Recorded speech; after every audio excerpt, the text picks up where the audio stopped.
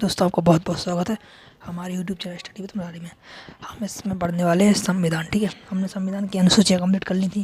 अब हम संविधान के बारे में और पढ़ेंगे। अगर संविधान के जो 1950 में संविधान लागू हुआ था, ठीक है, तो उस समय संविधान में जो भाग थे वो थे 22। ठीक है, अनुच्छेद थे, आर्टिकल थे 395। ठीक है, और अनुसूचियाँ थी 8, जो कि बड़ा जो वर्तमान में अपना संविधान है। ठीक है, इसमें भाग हैं 25। ठीक है, 25 भाग हुए हैं। ठीक है, और जो आर्टिकल है वो हो गए 444 आर्टिकल। ठीक है, अनुसूचियाँ हैं 12। अनुसूची अपन ने कंप्लीट कर ली हैं। ठीक है, अनुसूची का वीडियो कंप्लीट हो चुका है।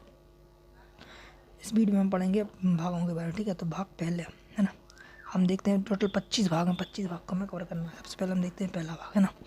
तो पहले भाग में जो कहा गया है कि भारत जो है ना संघ है और उसका राज्य क्षेत्र, मतलब भारत क्या एक संघ है और उसका जो राज्य क्षेत्र है, राज्य जो क्षेत्र है, ठीक है, जहाँ पर वो राज कर सकता है। ठीक है, उसके बारे में बताया गया है भाग 1 में। ठीक है, तो भाग 1 में जो आर्टिकल आते हैं वो आते हैं 1 से 4 तक। ठीक है, मतलब भाग 1 पढ़ना है। भाग 1 में हमें 1 से 4 तक आर्टिकल पढ़ना है। ठीक है, अब बात करते हैं आर्टिकल 1। ठीक है, आर्टिकल 1 को कंप्लीट करते हैं ना। तो आर्टिकल 1 जो है ना वो है पहला। ठीक है, इसका पहला पॉइंट है कि भारत राज्यों का एक संघ है, मतलब भारत का एक यूनियन है। ठीक है, भारत क्या है, राज्यों का एक यूनियन है। ठीक है, तो जैसे 3 टाइप्स के हो सकते हैं। ठीक है, एक होता है कॉन्फेडरल, एक होता है फेडरल, एक होता है यूनियन। ठीक है, कॉन्फेडरल मतलब होता है परिसंघ। ठीक है, और फेडरल मतलब होता है संघ, और यूनियन मतलब होता है संघ। ठीक है, तो जो परिसंघ होता है, परिसंघ में जो जैसे कोई एक का मतलब एक देश हो गया। ठीक है, देश में बहुत सारे छोटे छोटे राज्य। ठीक है, अगर वो परिसंघ के माध्यम से जुड़ेंगे, मतलब अगर वो राज्य जो देश है, देश परिसंघ बनेगा ना, तो परिसंघ जो बनेगा तो जो उसके स्टेट होते हैं छोटे छोटे, ठीक है, वो आराम से उससे अलग हो सकते हैं। ठीक है, और जो फेडरल होता है, फेडरल में थोड़ा सा कठिन होता है। फेडरल जो है ना वो अमेरिका एक फेडरल कंट्री है। ठीक है, कैसी है, फेडरल कंट्री है ना अमेरिका। अमेरिका कैसी है, एक फेडरल कंट्री है। ठीक है, फेडरल में क्या होता है कि जो कंट्री होती है, ठीक है, कंट्री में जो स्टेट जुड़ेंगे, ठीक है, मतलब कंट्री से स्टेट जो जुड़ेंगे एक आवंद के थ्रू। ठीक है, और अलग भी होंगे तो वो होंगे एक आवंद के, अलग, इसमें अलग होना थोड़ा सा कठिन हो जाता है। इसमें अलग होना इजी होता है, मतलब आराम से अलग हो सकते हैं। ठीक है, और यूनियन का मतलब होता है कि जैसे कोई देश है, ठीक है, देश में बहुत सारे स्टेट हैं, अगर वो यूनियन में देश से जुड़ेंगे स्टेट ना, तो उसमें एक अलग नहीं हो सकते। ठीक है, अलग होने की प्रक्रिया बहुत कठिन होती है। ठीक है, अपना भारत क्या है, एक यूनियन है। ठीक है, दूसरी बात करते हैं, दूसरा पॉइंट क्या है, राज्यों को पहली अनुसूची में रखा गया है। अपन ने जैसे पढ़ा था कि ना, पहली अनुसूची टेरिटरी मतलब राज्य और उसका अधिकार क्षेत्र। ठीक है, तो ये पहली अनुसूची मतलब राज्यों को हमें देखना है। ठीक है, कितने राज्य हैं, किन राज्यों के नाम क्या हैं, वो सब चीज़ हमें कहाँ मिलेंगी, अनुसूची 1 में। ठीक है, तीसरा पॉइंट देखते हैं। तीसरा पॉइंट क्या है, 3 प्रकार के क्षेत्र होते हैं, मतलब जो एक देश है, देश में 3 प्रकार के क्षेत्र हो सकते हैं। ठीक है, एक होगा स्टेट, एक होगा यूनियन टेरिटरी, और एक होगा अर्जित।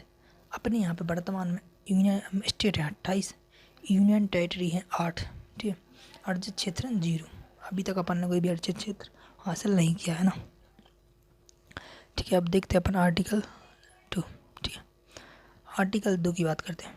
तो आर्टिकल 2 में कहा गया है कि संसद राष्ट्रपति की पूर्व अनुमति पर, ठीक है, किसी भी विदेश राज्य को भारत में मिला सकता है। ठीक है, इन्होंने कहा है कि जो भारत संविधान कहता है कि संसद जो है ना, संसद किसी भी दूसरे राज्य को, ठीक है, भारत में मिला सकता है राष्ट्रपति की पूर्व अनुमति पर। ठीक है, इसका बेस्ट एग्जांपल है सिक्किम। ठीक है, 16 मई 1975 में 22वें राज्य का दर्जा मिला था। ठीक है, तो जो सिक्किम है, ठीक है, सिक्किम क्या है, यहाँ पे नेपाल है, नेपाल के ऊपर कौन है, नेपाल की बाजू कौन है, सिक्किम। ठीक है, यहाँ पे क्या था, चाइना है ना, तो चाइना ने तिब्बत पर कब्जा कर लिया था। ठीक है, उसी को देखते हुए सिक्किम भी मतलब चाइना के डर से भारत में मिलने के लिए राजी हो गया था। ठीक है, तो 1974 में, ठीक है, 35वां संविधान संशोधन करके, ठीक है, जो अपना सिक्किम है, सिक्किम को भारत में सह राज्य के रूप में सम्मिलित किया गया। ठीक है, इसके लिए जो आर्टिकल 2 है इसमें ए जोड़ा गया था। ठीक है, कौन सा, 1974 35वां संविधान संशोधन। ठीक है, सह राज्य के रूप में सम्मिलित किया गया है ना।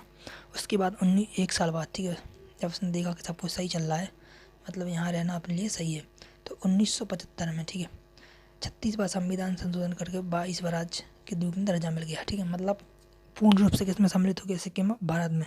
सिक्किम पर किसका राज चलेगा, भारत का पूरा संविधान और कानून लागू हो जाएंगे। ठीक है, अब हम बात करते हैं आर्टिकल 3 में, है ना। आर्टिकल 3 को देख लेते हैं। तो आर्टिकल 3 में क्या कहा गया है कि संसद न राष्ट्रपति की पूर्व अनुमति से भारत के किसी भी राज्य का नाम, सीमा, क्षेत्र में परिवर्तन कर सकती है। ठीक है, जैसा कि पहले मैंने कहा है कि भारत क्या है, एक मतलब पहले मैंने बता दिया है ना कि संघ और उसका क्षेत्र। दूसरी मैंने बता दिया कि भाई किसी विदेशी राज्य को आप मिला सकते हैं। ठीक है, तीसरा बता दिया कि विदेशी राज्य को मिलाने के बाद आप उसका मतलब किसी का भी नाम चेंज कर सकते हैं। ठीक है, सीमा चेंज कर सकते, क्षेत्र चेंज कर सकते हैं। ठीक है, किसी भी राज्य की। ठीक है, बात करते हैं आर्टिकल 3। इसमें बताया गया है बिना राज्य की अनुमति के, मतलब अगर आप उसका क्षेत्र चेंज करना है, सीमा चेंज करनी है, कुछ भी करना है, संसद कर सकती है। इसमें राज्य की अनुमति जरूरी नहीं है। ठीक है, जैसे एमपी से छत्तीसगढ़ को अलग किया 1 नवंबर 2000 में, यूपी को उत्तराखंड से अलग किया 9 नवंबर 2000 में। ठीक है, और जो अपना बिहार है, बिहार से झारखंड को अलग कर दिया था 15 नवंबर 2000 में। ठीक है, तो इसमें राज्यों की सहमति होना जरूरी नहीं है। ठीक है, अब हम बात करते हैं आर्टिकल 4 है ना। तो आर्टिकल 4 जो होता है, जब संसद, ठीक है, अनुच्छेद 2 व 3 का उपयोग करेगी। ठीक है, जब संसद अनुच्छेद 2 व 3 का प्रयोग करेगी तो उसे राष्ट्रपति की विशेष अनुमति की जरूरत नहीं होगी। मतलब इनका कहने का मतलब ये है कि राष्ट्रपति उस चीज़ को मना नहीं कर सकते। ठीक है, मतलब विशेष अनुमति नहीं चाहिए, है ना, केवल राष्ट्रपति को सूचित किया जाता है इसमें, है ना, राष्ट्रपति की विशेष अनुमति का उपयोग ज़रूरत नहीं होती है। ठीक है, क्योंकि इसे आर्टिकल 368 के बाहर रखा गया है ना। जो आर्टिकल 368 है, इसमें जितनी भी चीज़ें आती हैं उन पर राष्ट्रपति की विशेष अनुमति ली जाती है। ठीक है, आर्टिकल 368 में, है ना, 368, लेकिन इसको कहाँ रखा गया है, बाहर रखा गया है ना 368, इसलिए इसमें कोई विशेष ज़रूरत नहीं होती। ठीक है, अब जो अपना बिल होता है पास कैसे होगा, तो उसके लिए चाहिए 50% बहुमत। ठीक है, 50% बहुमत मतलब 545 में से आपको 273 सीट चाहिए। यही होती है सरकार बनाने के लिए, ना, कि जो सरकार अभी चल रही तो उसके पास इतनी सीटें आराम से होंगी। ठीक है, इतनी सीटें आराम से हुई तो बिल पारित हो जाएगा। ठीक है, दूसरा राष्ट्रपति बाध्य होता है, मतलब राष्ट्रपति को अनुमति देनी पड़ेगी, है ना। ठीक है, जब अपन किसी भी राज्य को मतलब भारत में मिलाते हैं, ठीक है, तो उसके लिए अनुसूची 1/4 में भी परिवर्तन करना पड़ता है। ठीक है दोस्तों, तो अपने एक आर्टिकल 4 तक कंप्लीट हो गया।